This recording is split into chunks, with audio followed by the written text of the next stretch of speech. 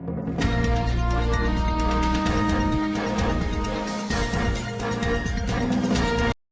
kapten kita serahkan ke pelatih ya.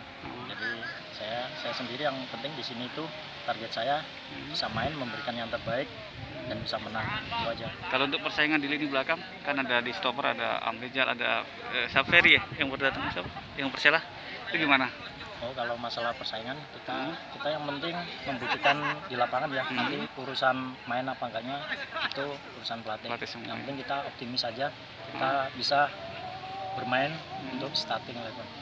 Nomor punggung tetap? Ya, tetap alhamdulillah tetap. Siap. Oke. Ada butuh latihan di luar schedule nggak? Latihan sendiri? Oh, kalau menambah latihan sendiri nanti kita lihat jadwal. Jadi pelatih nanti katanya masih jadwal lah kita Tambahan. selama 1 minggu itu. Nanti kalau ada waktu rest kita bisa nambah-nambah lah. Apa yang kurang dalam diri kita tambah nanti. Itu ya. Oke, baik. Thank you, Bet ya.